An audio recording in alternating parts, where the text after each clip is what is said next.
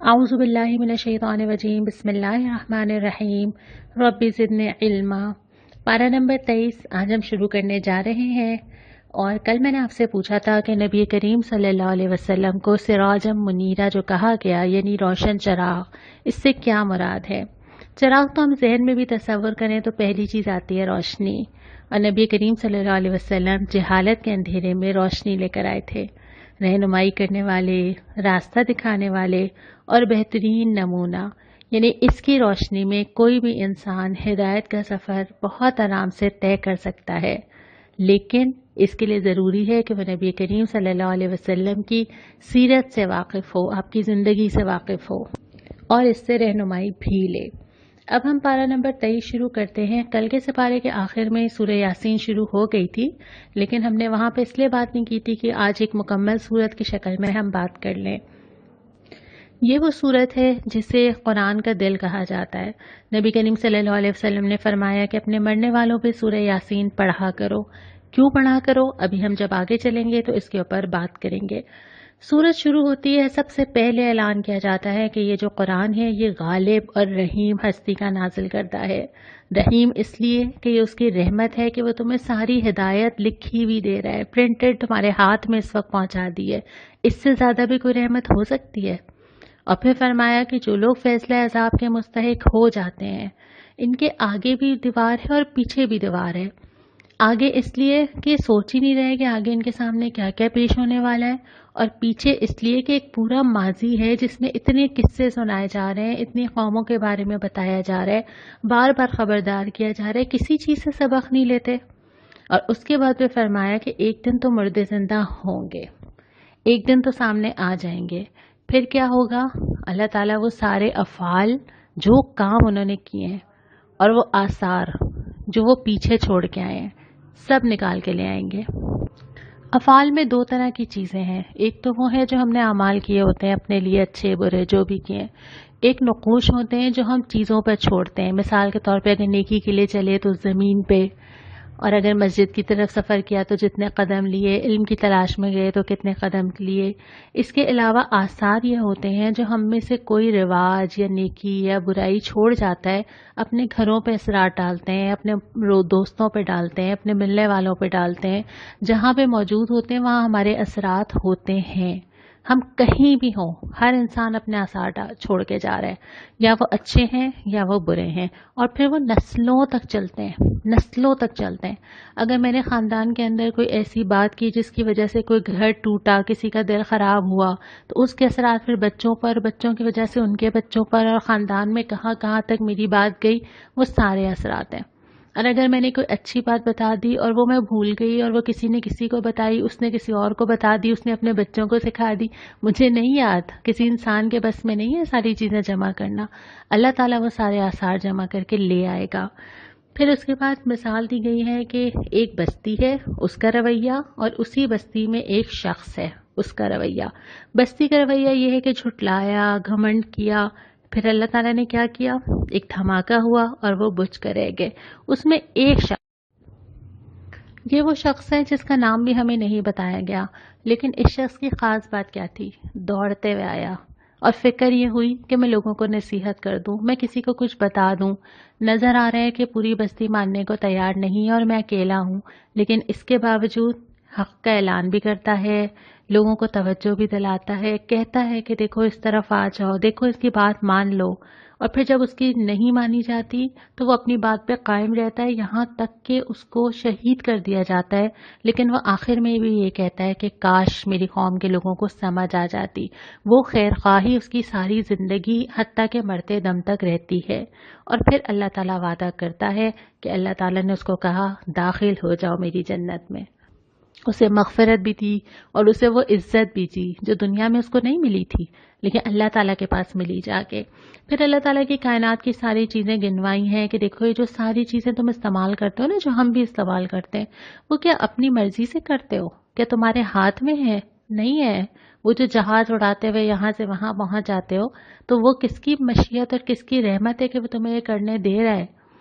اور جو ساری چیزیں استعمال کرتے ہیں کھانے سے لے کے پینے سے لے کے، وہ ساری چیزیں اللہ تعالیٰ کی رحمت کی وجہ سے ملتی چلی جا رہی ہیں، اور جس دن اللہ تعالیٰ نے اپنی رحمت روک لی اس دن وہ ساری چیزیں تو میرے اختیار میں ہیں ہی نہیں۔ اور اس کے بعد پھر فرمایا کہ کفار کا جو رویہ ہوتا ہے وہ آخرت کو نظر انداز کرتے ہیں، رب کی آیات سے اعراض کرتے ہیں، ان سے جب کہا جاتا ہے اس طرف آؤ تو توجہ نہیں دیتے، پھر خرچ بھی نہیں کرتے اللہ کی راہ میں، اور پھر یہ کہ قیامت کا انکار کرتے ہیں، سمجھتے ہی نہیں ہے کہ ان کو آخرکار اللہ کے پاس آنا ہے۔ اس کے بعد سورہ یاسین کا وہ اہم ترین حصہ شروع ہوتا ہے۔ ہم نے پڑھا کہ سورہ یاسین اپنے مردوں کو سناؤ، یعنی جو شخص اس وقت عالم نزا میں ہو اور یہ نظر آ رہا ہو کہ وہ اللہ کے پاس روانہ ہونے والا ہے، اسے سورہ یاسین سنائی جائے۔ کیوں سنائی جائے؟ اس کی دو وجوہات ہیں۔ ایک تو یہ کہ سورہ یاسین جو اس فرد کو سنائی جا رہی ہوگی جو اس دنیا سے جا رہا ہے، تو اس کے سامنے ایک نقشہ آ جائے گا کہ اب میں کدھر سے کدھر جا رہا ہوں۔ اور دوسری یہ کہ جو شخص پڑھ رہا ہوگا یا سنا رہا ہوگا اس کے سامنے تذکیر ہوگی کہ یہ شخص جا رہا ہے اور اس کے بعد مجھے بھی جانا ہے۔ لیکن شرط کیا ہے؟ سننے والے کو بھی اور پڑھنے والے کو بھی سمجھ تو آئے کہ کہا کیا جا رہا ہے۔ بعض اوقات یہ ہوتا ہے کہ ہمیں پتہ ہی نہیں ہے کہ ہم سے کہا کیا جا رہا ہے اور تذکیر ہو گئی۔ ابھی ہم آگے بہت ساری صورتیں مزید آئیں گی، سورہ واقعہ، سورہ ملک، ہم اس میں بھی یہ بات کریں گے کہ اللہ تعالیٰ نے جو فضیلتیں رکھی ہیں نا، وہ اس لیے رکھی ہیں کہ یہ پڑھ کے تمہیں سمجھ آئے گی، یہ پڑھ کے تمہارا عقیدہ درست ہوگا۔ یہ نہیں ہے کہ میں نے 10 دفعہ 40 دفعہ 50 دفعہ کر لیا اور مجھے معلوم ہی نہیں ہے کہ اس کے اندر مطلب کیا ہے۔ تو موت کے وقت کی جو تذکیر ہے نا، یہ مرنے والے کے لیے بھی اور زندہ کے لیے بھی ہے، اور دو طرح کے موضوعات آتے ہیں۔ پہلے یہ کہ کیا ہونے والا ہے، سور پھونکا جائے گا، چاہے وہ موت کا وقت ہو چاہے وہ سور کا وقت ہو، وقت تو حساب کا شروع ہو گیا۔ دوسری بات یہ کہ انسان پوچھے گا کس نے مجھے اٹھا کے کھڑا کر دیا، یہ کیا ہوا، یہ کون سی دنیا آ گئی، اور سب کو حاضر کر دیا جائے گا، سب موجود ہوں گے، بدلے کا وقت بس آ پہنچا ہے۔ اب سب بتائیں گے کیا کیا لے کر آئیں گے۔ جو جنتی لوگ ہیں وہ تو مزے میں ہوں گے اپنے رب کے پاس، جو مجرم ہیں ان کو چھانٹ کے الگ کر دیا جائے گا، اور یہ بھی پوچھا جائے گا کہ ہم نے تمہیں ہدایت نہیں دی تھی، کیا تمہیں پتہ نہیں تھا کہ تمہارے سامنے سب کچھ کھلا ہوا نہیں تھا؟ اور اہم ترین بات یہ ہے کہ انسان اپنے منہ سے گواہی نہیں دے سکے گا۔ اتنا لمبی تقریر میں کر سکتی ہوں میرے حق میں، اپنے آپ کو ڈیفینڈ کرنے کے لیے، اپنی تعریفیں کرنے کے لیے، اپنے ریزنز دینے کے لیے، لیکن اللہ تعالیٰ کہہ رہے ہیں نہیں، زبان نہیں۔ جہاں ضرورت ہوگی زبان کی گواہی کی وہاں لے لی جائے گی، لیکن منہ بند کر دیا جائے گا، ہاتھ سے پوچھا جائے گا کہاں استعمال ہوئے، پاؤں سے پوچھا جائے گا کہاں چلے، خود ہی اعضاء بتا دیں گے کیا کیا کرتے چلے آئے۔ اول تو اللہ تعالیٰ کو اس کی ضرورت بھی نہیں ہے، لیکن حجت پوری کرنے کے لیے میرے اعضاء ہی بتا دیں گے۔ اور اس کے بعد پھر اگلی چیز یہ کہ اللہ تعالیٰ توجہ دلاتا ہے ان حقیقتوں کی طرف جو تم دن اور رات دیکھتے ہو۔ پہلی تو یہ کہ اگر اللہ چاہے تمہاری بینائی لے لے، تم دیکھ ہی نہ سکو، تم پڑھ ہی نہ سکو، تم سوچ ہی نہ سکو۔ اس وقت جو میں اور آپ قرآن پڑھ رہے ہیں الحمدللہ، کہ ایسا ہو سکتا ہے کبھی خدا نہ خواستہ کہ مجھے یہ موقع دوبارہ نہ ملے؟ اللہ نہ کرے وہ کسی چھوٹی سی شکل میں میری آنکھ میں کوئی الرجی ہو گئی، میرے سر میں کوئی درد شروع ہو گیا، میرے ساتھ کوئی میڈیکل پرابلم شروع ہو گیا، میں اگلے سال نہ پڑھ سکوں۔ کیا اس کا چانس نہیں ہے؟ ہو سکتا ہے نا ایسا، اور ہو سکتا ہے کہ جو مہلت آج ملی ہے وہ پتہ نہیں اگلے مہینے اور اگلے سال ملے گی یا نہیں ملے گی، اور اتنی سہولت جو ابھی ہے وہ پھر ملے گی یا نہیں ملے گی۔ یہی فرمایا کہ اللہ تعالیٰ اگر تمہاری بینائی لے لے، اللہ تعالیٰ اگر تمہاری چیزیں مسخ کر دے، اگر اللہ تعالیٰ تمہاری صورتحال خراب کر دے، کہاں جاؤ گے، کیا کرو گے؟ اور پھر فرمایا کہ جس کو ہم لمبی عمر دیتے ہیں اس کی ساخت کو ہم الٹ دیتے ہیں، وہ پلٹ جاتا ہے بالکل۔ بہت سمجھدار، بہت ہوشیار، بہت تیز، بہت فیصلے کرنے والا، بہت عقل والا، وہ کیسے پلٹتا ہے کہ اپنا نام بھی بھول جاتا ہے، بات بھی صحیح کرنے کے قابل نہیں رہتا، سوچنے کے بھی قابل نہیں رہتا۔ کیا یہ نشانی نہیں ہے؟ اور اس کے بعد یہ کہ جس نے زندہ پہلے کیا تھا، جس نے پہلے بنایا، وہ دوبارہ بھی ویسے ہی کھڑا کر لے گا۔ وہ اسی طرح جب وہ ایک دفعہ میری آنکھ، کان، ناخن، جسم بنا سکتا ہے، اس کے لیے کیا مشکل ہے کہ ایک دفعہ بناؤں یا 2 دفعہ بنانا ہے؟ سمجھنے کی بات یہ ہے کہ تم سب نے اس کی طرف پلٹنا ہے، باری باری، ایک کے بعد ایک۔ کل میری نانی تھی، پھر میری امی، پھر میں، اور پتہ نہیں کس کی باری پہلے اور کس کی باری بعد میں۔ جانا تو ہے، کھڑا تو ہونا ہے۔ تو اگر یہ سمجھ کے پڑھی جائے اور واقعتاً اس وقت پڑھی جائے نا جب کوئی آپ کے سامنے دنیا سے جا رہا ہو، تو اس سے بڑی تذکیر نہیں ہو سکتی، جب انسان کو نظر آ رہا ہو کہ یہ جا رہا ہے اور میں پیچھے۔ یہاں پہ سورہ یاسین مکمل ہوتی ہے اور سورہ صافات شروع ہوتی ہے۔ یہ بھی مکی صورت ہے اور ابتدا میں ایک بڑا حصہ جو ہے وہ اللہ تعالیٰ کے کرشموں کا ذکر ہے، جو ہم پہلے پڑھ چکے ہیں۔ سورہ رعد میں بھی آپ نے مجھے لکھ کے بھیجے تھے۔ اس صورت میں سخت تنبیہ کی گئی ہے کیونکہ جو حالات نبی کریم صلی اللہ علیہ وسلم کے سامنے تھے وہ بہت سخت تھے، بہت شدید مخالفت تھی۔ فرمایا کہ ایک دن تو یوم جزا آنا ہے اور ہم سب کا فیصلہ کر دیں گے، ان سب کو جہنم کا راستہ دکھائیے، اور پھر یہ بتایا کہ سب کا انجام کار کیا ہوگا، لیکن جو اللہ کے مخلص بندے ہوں گے وہ بالکل بھی نامراد نہیں ہوں گے، اور اللہ تعالیٰ ان کو وہ ساری نعمتیں عطا کرے گا جو وہ چاہتے ہیں، جس کے لیے وہ دنیا میں دوڑ دھوپ کرتے ہیں، اور جو ان کی پسند کی چیزیں ہیں نا اللہ تعالیٰ وہ ساری چیزیں ان کو دے گا، بہترین رزق دے گا، عزت دے گا، جس کے لیے انسان کتنی کوشش کرتا ہے نا۔ اس کے بعد یہ کہ اللہ جنتوں میں تکیے لگائے آرام سے بیٹھے ہوں گے، ایک بے ضرر نقصان نہ پہنچانے والی شراب ہوگی، خوبصورت عورتیں ہوں گی، اور پھر آگے فرمایا یہ عظیم الشان کامیابی ہے، یہ ہے کامیابی۔ لیکن جو جہنم میں جانے والے ہوں گے وہاں پہ زقوم ایک جہنم کا درخت ہے، اس کا کھانا کھانا ہوگا، پانی مانگیں گے تو کھولتا ہوا پانی دیا جائے گا، دوزخ کی آگ میں جلائے جائیں گے۔ اللہ تعالیٰ ہم سب کو اس سے محفوظ رکھے۔ تو کامیابی تو اصل میں یہ ہے نا، کامیابی یہ نہیں ہے کہ ابھی کیا کیا، کامیابی یہ ہے کہ ابھی کر کے کیا پا لیا۔ اور اس کے بعد پھر اسی میں آخر میں جو مثالیں دی ہیں، تمام انبیاء کا ذکر کیا ہے، لیکن قرآن کی خاص بات یہ ہے کہ وہ ہر قصے کو موقع کے لحاظ سے ایک الگ اینگل سے سمجھاتا ہے ہمیں۔ اگرچہ ہم نے یہ قصے پہلے پڑھے ہیں، لیکن یہاں پہ جو تذکرہ آیا ہے تمام قصوں کا وہ یہ آیا ہے کہ اللہ ان کی پکار سنتا رہا ہے، اللہ ان تمام انبیاء کے ساتھ رہا ہے۔ حضرت نوح نے پکارا، اللہ تعالیٰ نے جواب دیا، سنا۔ اور حضرت ابراہیم کے بارے میں تو ہے کہ جب اللہ تعالیٰ نے ان کے لیے آگ بھی ٹھنڈی کی اور جب بیٹے کی آزمائش بھی ان سے کی کہ وہ بیٹے کو ذبح کریں تو اس کی جگہ مینڈھا بھی آ گیا۔ پھر اس کے بعد حضرت موسیٰ کا واقعہ ہم نے پڑھا کہ جس طرح سمندر سے اللہ تعالیٰ نے ان کو نکالا، نصرت دی، ہدایات دی۔ حضرت الیاس کو نہ ماننے والوں کو اللہ تعالیٰ نے پکڑ کی، حضرت لوط کو عذاب سے بچایا، حضرت یونس کو مچھلی کے پیٹ سے نکالا۔ تو ایسا نہیں ہوتا کہ اللہ تعالیٰ اپنے اہل ایمان کو تنہا چھوڑ دے۔ ایسا نہیں ہے کہ اللہ تعالیٰ کے راستے میں آپ چلیں گے تو اللہ تعالیٰ کہے گا کہ اچھا جو ہو رہا ہے تم کرو، نہیں، اللہ کھڑا ہوتا ہے آپ کے ساتھ، اللہ آسانی کرتا ہے، اور اللہ وہاں سے مدد کرتا ہے جہاں سے آپ نے سوچا نہیں ہوتا۔ اور پھر فرمایا کہ ان سب کے لیے بعد میں ہر قصے کے بعد یہ 3 لائنیں آئی ہیں، ہم نے بعد کی نسلوں میں ان کا ذکر چھوڑا، آج تک لوگ یاد کرتے ہیں، آج تک میں اور آپ پڑھ رہے ہیں اور رشک کر رہے ہیں۔ سلامتی ہے ان کے اوپر اللہ تعالیٰ کی طرف سے، اور اس کے بعد یہ کہ ہم نیکی کرنے والوں کو ایسی ہی جزا دیتے ہیں۔ یہ 3 چیزیں جو ہیں یہ کنکلوژن ہے اس پورے قصے کا۔ اس کے بعد پھر ہم آتے ہیں تیسرے ربع کے اوپر۔ شروع میں تو تنبیہ کی گئی ہے کہ یہ لوگ کہتے ہیں کہ ملائکہ جو ہیں وہ اللہ تعالیٰ کی بیٹیاں ہیں، اور پھر اس کی مذمت کی گئی ہے کہ ظاہری بات ہے ایسی بات منہ سے نکالنا زیب نہیں دیتا، اور اگر وہ ایسا سمجھتے بھی ہیں تو یہ تو وہ لوگ ہیں جو کہ اپنے لیے بیٹیاں پسند نہیں کرتے نا، یہ تو وہ والا معاشرہ ہے، اللہ کے لیے پسند کرتے ہیں تو وہی چیز جو اپنے لیے نہیں کرتے۔ اور اس کے بعد فرمایا کہ ساری تعریف رب العالمین کے لیے ہے۔ پھر اس کے بعد سورہ صاد جو مکی صورت ہے اس کا آغاز ہو جاتا ہے، اور شروع میں ہی قرآن کی قسم کھائی جاتی ہے، اور قرآن کی قسم کھانے کے بعد کفار کی سرکشی پہ تبصرہ کیا جاتا ہے کہ یہ لوگ جو اتنی سرکشی کا مظاہرہ کریں اس کی کچھ وجوہات ہیں۔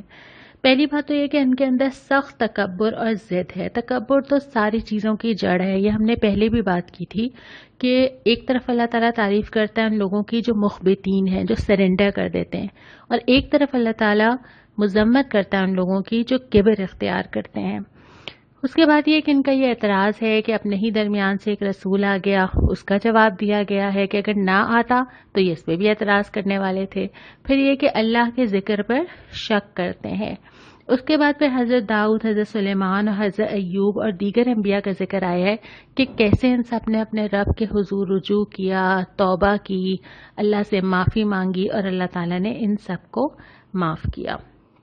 اس کے بعد چوتھا ربع شروع ہوتا ہے اور یہاں پہ ذکر آتا ہے کہ متقیوں کا بہترین ٹھکانہ اور سرکشوں کا بدترین ٹھکانہ، جو ہم پہلے پڑھتے چلے آئے ہیں کہ متقی جو وہ ہیں جن کو ہر وہ چیز ملے گی جو وہ چاہتے ہیں، جنت میں اعلیٰ مقام پر ہوں گے، لیکن جنہوں نے سرکشی کی ہوگی دنیا میں وہ کتنے ہی بڑے بن رہے ہوں، جب اللہ کے پاس پہنچیں گے تو پھر جہنم ان کا ٹھکانہ ہوگی۔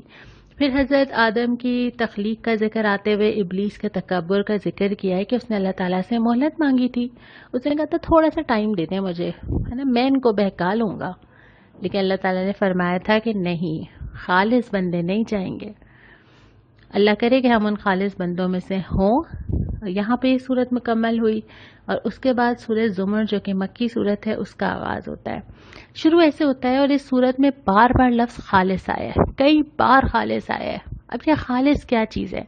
جس میں کوئی دوسرا نہ ہو، کسی دوسرے کی گنجائش نہیں ہے، نہ عقیدے میں، نہ دعا مانگنے میں، نہ عبادت کرنے میں، نہ چیزیں حاصل کرنے میں، نہ منصوبہ بندی میں، ایک اللہ کے لیے صرف، اور پھر وہ ایک اللہ کے فیصلے ہی ہر جگہ ہوں گے، کسی دوسرے کے بھی نہیں ہوں گے۔ پھر اس کے بعد ذکر کیا ہے کہ اس تک رسائی کے لیے سرپرست بنانے کی بات ہے کہ یہ لوگ کہتے ہیں کہ نہیں ہم تو اللہ کو جاننا چاہتے ہیں نا، اللہ سے دعا مانگنا چاہتے ہیں، اس لیے ہم ان کے پاس جاتے ہیں، ان کے پاس جاتے ہیں، ان کے پاس جاتے ہیں۔ فرمایا گیا کہ نہیں، اس کی ضرورت نہیں ہے، اور اگر ابھی ہم آگے اس کی آیت بھی پڑھ لیں گے۔ پھر اللہ کی کائنات اور اس کے نظام کا ذکر کیا اور اس کے بعد فرمایا کہ اگر تم کفر کرو گے، اللہ تم سے بے نیاز ہے، اللہ کو تمہاری ضرورت نہیں ہے۔ اصل میں جو دین کے راستے پہ چلنا ہے، کیا یہ اللہ تعالیٰ کی ضرورت ہے؟ نہیں ہے نا، یہ تو ہماری ضرورت ہے۔ اگر تم شکر کرو گے تو یہ اللہ تمہارے لیے پسند کرتا ہے، یہ رویہ اللہ کو اچھا لگتا ہے، اور شکر صرف زبانی نہیں ہے، یہ ہم نے پہلے بھی بات کی تھی کہ اللہ کی راہ میں چلنا، اللہ کی قدر کرنا، اللہ کی بات ماننا، یہ ساری چیزیں شکر میں آتی ہیں۔ اس کے بعد پھر دو طرح کے رویوں کا ذکر کیا گیا ہے، ایک تو وہ ہے جو دوسروں کو اللہ سے شریک کر لیتا ہے، برابر ٹھہرا دیتا ہے، لیکن دوسرا وہ ہے جو اللہ کے آگے سجدہ کرتا ہے، اللہ کی رحمت کی امید لگاتا ہے۔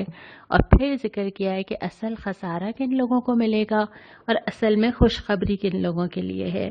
پھر قرآن کی تعریف کی گئی ہے، اور میں اور آپ تو قرآن پڑھ رہے ہیں نا، ہم سمجھ سکتے ہیں یہ ساری باتیں کہ ایک بہترین کلام ہے اور ہم رنگ اجزا ہیں، ایک جیسی بات ہے، مضامین دہرائے گئے ہیں تاکہ ہمیں آسانی سے سمجھ آئیں۔ پھر اس کے بعد یہ ہمیں ہدایت دیتی ہے، ہمارے سامنے راستہ کھولتی ہے۔ عربی زبان میں ہے لیکن اس میں کوئی ٹیڑھ نہیں ہے، سمپل، آسان، سادہ، سمجھ میں آنے والی کتاب یہ قرآن ہے جو ابھی ہم پڑھ رہے ہیں۔